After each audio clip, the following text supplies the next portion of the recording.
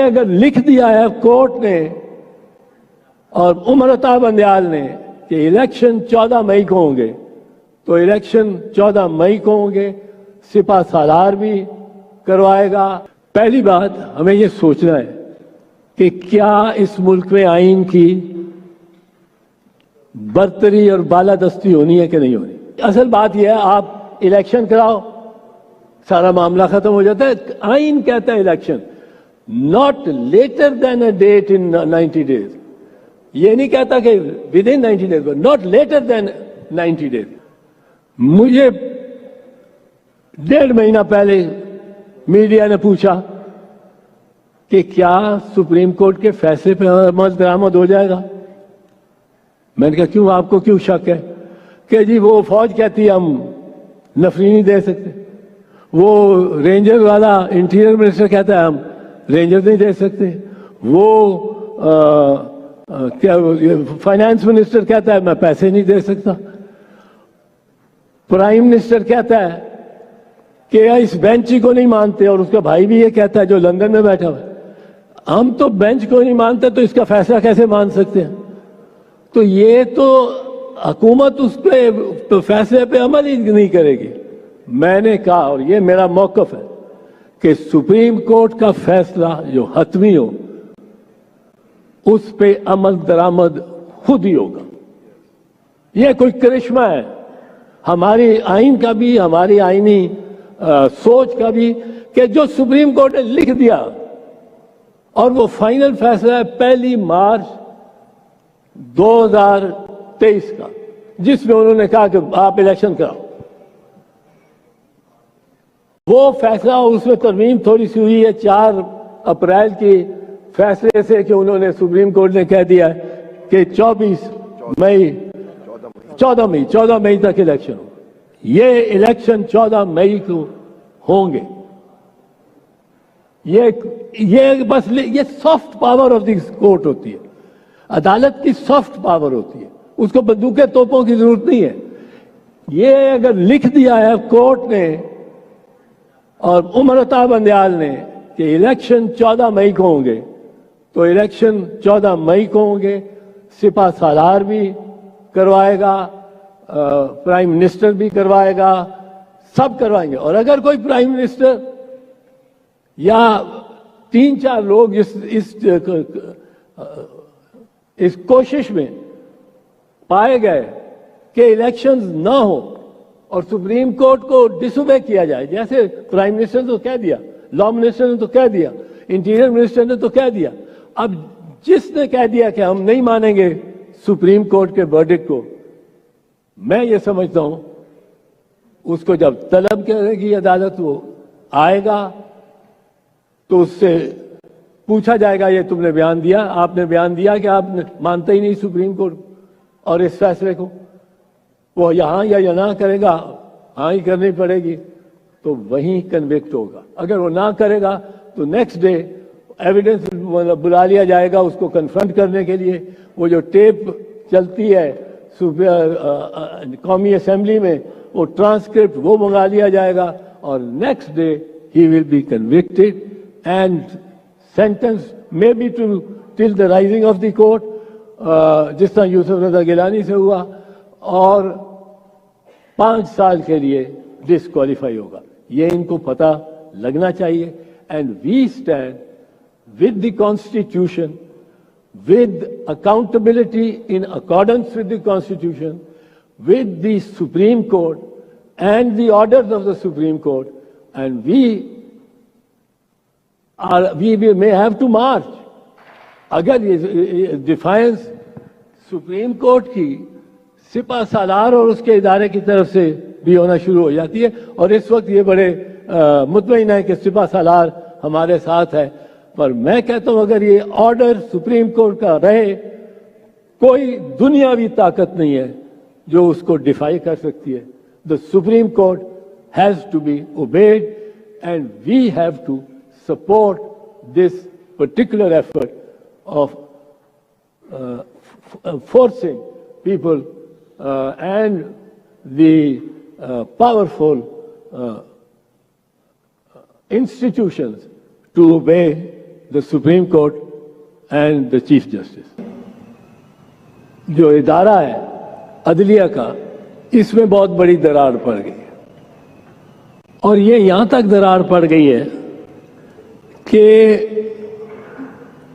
उस इदारे का अब यकजा होके काम करना, अपने फराइज की अंजामदही करना भी सुप्रीम कोर्ट के लेवल पे नामुमकिन हो गया लगता है। और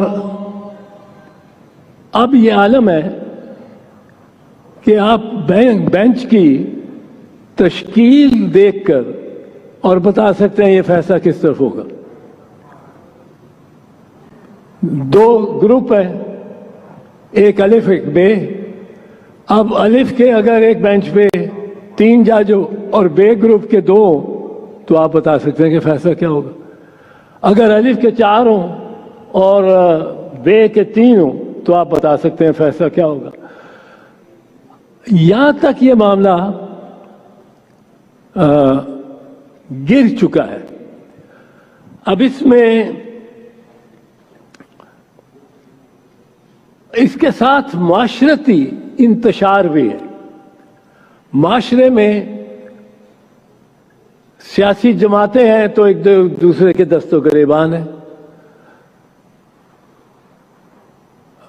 माशरे में इदारे हैं तो एक दूसरे के दस्तों गिरेबान है। और इस वक्त पार्लिमान और अदलिया के दरमियान एक तारीखी जंग शुरू हुई है। अदलिया एक कानून को की तशरीह करती है, दूसरे दिन पार्लिमान उसको तब्दील करने लेजिस्लेशन ले आती है। वो लेजिस्लेशन ले आती है, अदलिया उसको कि दूसरी तरह मुख्तलिफ अंदाज में उसकी तशरीह कर देती है। और ये कैट एंड माउस खेल चल रहा है। इस तरह की जो दरारें हैं वो पाकिस्तान के माथे पर एक बुजुर्ग तरीन शख्स के चेहरे पर जिस तरह लकीरें पड़ जाती हैं, वो उस तरह का पाकिस्तान का आलम हुआ हर किसी हरकी के साथ।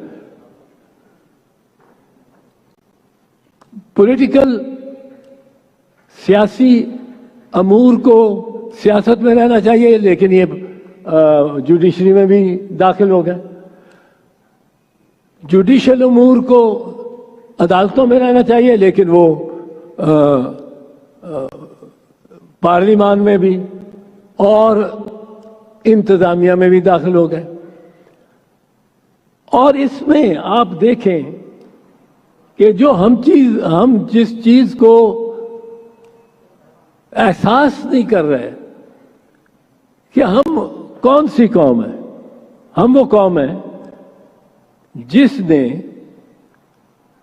अपनी इस 70 साल में इस तरह खाया पिया, नारे लगाए, हवाई फायरिंग करके नुमाइशी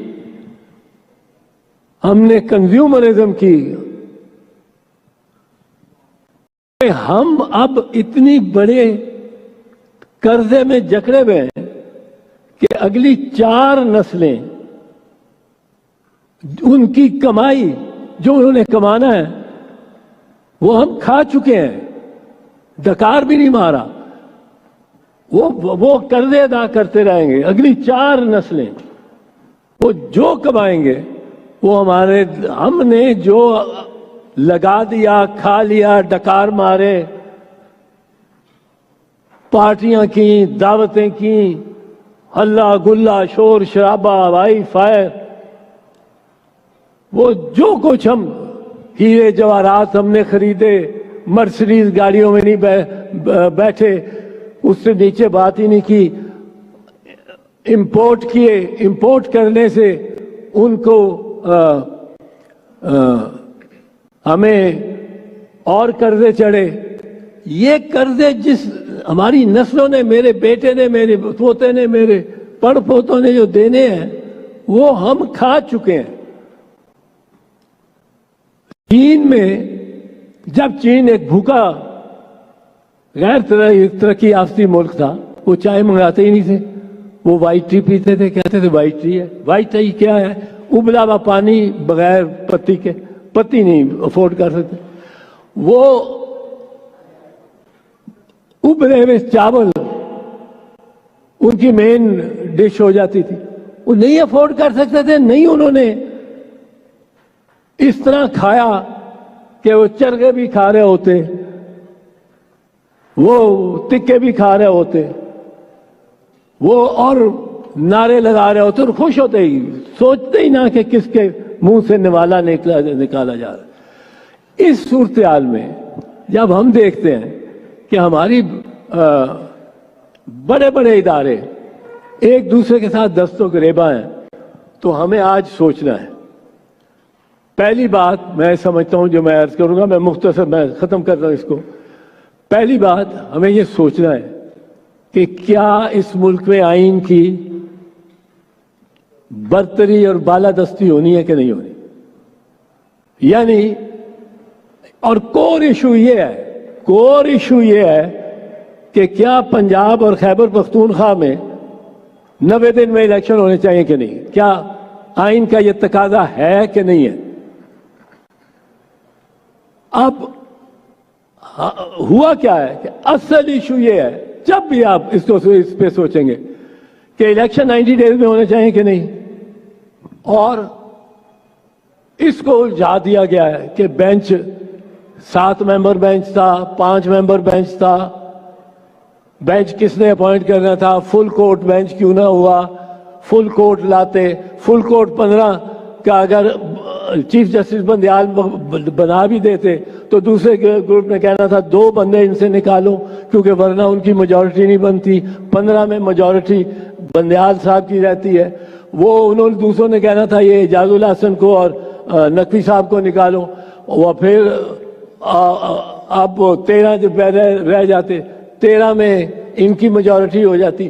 اب 13 میں جب ان کی میجورٹی ہوتی تو اس پہلے گروپ سے یہ آواز اٹھتی کہ اگر اعجاز الحسن کو اور نقوی صاحب کو اس لیے نکالا گیا ہے کہ وہ انہوں نے ریفرنس کر دی تھی اور پرائما فیسی ویو دے دیا تھا چیف جسٹس کو لکھ کے کہ اس پہ سو موٹو کرو, تو جن ججز نے 4 ججز نے اپنی حتمی اوپینین دے دی ہے, اطہر من اللہ, مندو خیل, منصور علی شاہ اور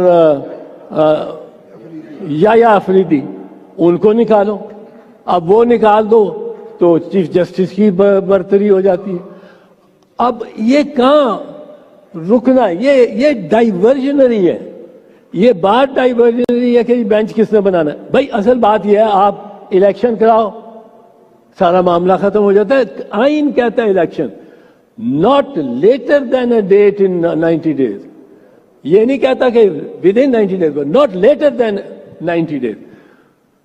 سو اصل ایشو یہ ہے, اس کو ڈائیورٹ اس سے کرنے کے لیے, ڈائیورژن کے لیے مختلف ایشوز اٹھائے گئے ہیں. اب اس میں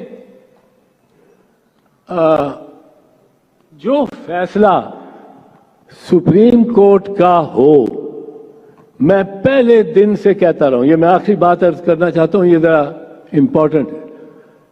مجھے 1.5 مہینہ پہلے میڈیا نے پوچھا کہ کیا سپریم کورٹ کے فیصلے پہ عمل درآمد ہو جائے گا. میں نے کہا کیوں, آپ کو کیوں شک ہے؟ کہ جی وہ فوج کہتی ہے ہم نفری نہیں دے سکتے, وہ رینجر والا انٹیریئر منسٹر کہتا ہے ہم رینجر نہیں دے سکتے, وہ فائنانس منسٹر کہتا ہے میں پیسے نہیں دے سکتا, پرائم منسٹر کہتا ہے کہ اس بینچ کو نہیں مانتے, اور اس کا بھائی بھی یہ کہتا ہے جو لندن میں بیٹھا ہوا ہے. ہم تو بینچ کو نہیں مانتے تو اس کا فیصلہ کیسے مان سکتے ہیں؟ تو یہ تو حکومت اس پہ فیصلے پہ عمل ہی نہیں کرے گی. میں نے کہا, اور یہ میرا موقف ہے, کہ سپریم کورٹ کا فیصلہ جو حتمی ہو اس پہ عمل درآمد खुद ही होगा। ये कोई करिश्मा है हमारी आइन का भी, हमारी आईनी सोच का भी, कि जो सुप्रीम कोर्ट ने लिख दिया और वो फाइनल फैसला है 1 मार्च 2023 का, जिसमें उन्होंने कहा कि आप इलेक्शन कराओ। वो फैसला, उसमें तरमीम थोड़ी सी हुई है 4 अप्रैल के फैसले से, कि उन्होंने सुप्रीम कोर्ट ने कह दिया कि 14 मई तक इलेक्शन हो। ये इलेक्शन 14 मई को होंगे। ये बस ये soft power of the court होती है, अदालत की सॉफ्ट पावर होती है, उसको बंदूकें तोपों की जरूरत नहीं है। ये अगर लिख दिया है कोर्ट ने और उमर अता बंदयाल ने कि इलेक्शन 14 मई को होंगे, तो इलेक्शन 14 मई को होंगे। सिपा सालार भी करवाएगा, प्राइम मिनिस्टर भी करवाएगा, सब करवाएंगे। और अगर कोई प्राइम मिनिस्टर या 3-4 लोग इस कोशिश में पाए गए कि इलेक्शंस ना हो और सुप्रीम कोर्ट को डिसोबे किया जाए, जैसे प्राइम मिनिस्टर ने तो कह दिया, लॉ मिनिस्टर ने तो कह दिया, इंटीरियर मिनिस्टर ने तो कह दिया, अब जिसने कह दिया कि हम नहीं मानेंगे सुप्रीम कोर्ट के वर्डिक्ट को, मैं ये समझता हूं उसको जब तलब करेगी अदालत, वो आएगा तो उससे पूछा जाएगा, ये तुमने बयान दिया, आपने बयान दिया कि आप मानते ही नहीं सुप्रीम कोर्ट और इस फैसले को।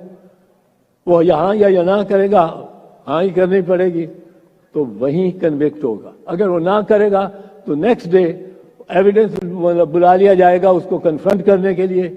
वो जो टेप चलती है कौमी असेंबली में, वो ट्रांसक्रिप्ट वो मंगा लिया जाएगा और नेक्स्ट डे ही will be convicted and sentence may be to till the rising of the court, जिस तरह यूसुफ रजा गिलानी से हुआ, और 5 साल के लिए डिस्क्वालीफाई होगा। ये इनको पता लगना चाहिए। And we stand with the Constitution, with accountability in accordance with the Constitution, with the Supreme Court and the orders of the Supreme Court, and we may have to march. अगर ये defines supreme court की सिपा सालार और उसके इदारे की तरफ से भी होना शुरू हो जाती है, और इस वक्त ये बड़े मुतमईन है कि सिपा सालार हमारे साथ है, पर मैं कहता हूं अगर ये ऑर्डर सुप्रीम कोर्ट का रहे, कोई दुनियावी ताकत नहीं है जो उसको डिफाई कर सकती है। The supreme court has to be obeyed and we have to support this particular effort of forcing people and the powerful institutions to obey the Supreme Court and the Chief Justice. Thank you. बहुत शुक्रिया चाचा साहब। मैं थोड़ा सा शब्बर रजा रिजवी साहब ने request की है। हाँ जी, मैं उनको जरा जाना है, अगर आपकी इजाजत हो तो